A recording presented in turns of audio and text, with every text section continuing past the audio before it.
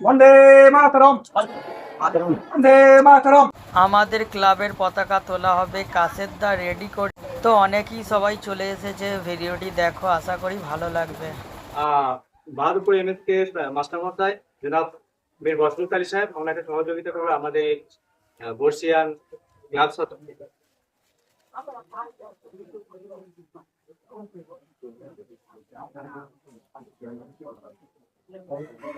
আচ্ছা, বন্দে মাতরম, বন্দে মাতরম। স্বাধীন ভারত কি, স্বাধীন ভারত কি, বন্দে মাতরম। 15ই আগস্ট পালন করুন।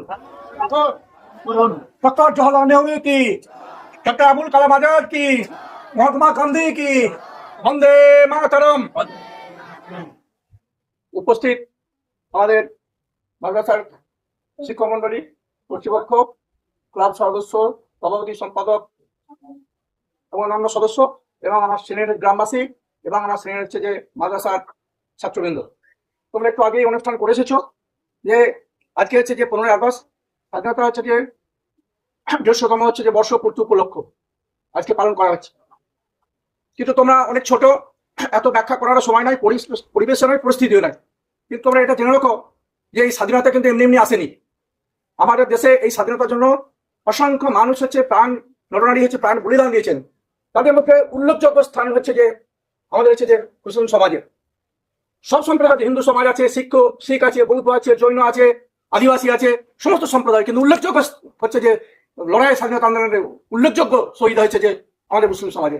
কিন্তু দুঃখ পরিতাপের বিষয় যে আজকে হচ্ছে যে এই অবদান এটাকে হচ্ছে ভুলে দেওয়ার চেষ্টা করা হচ্ছে।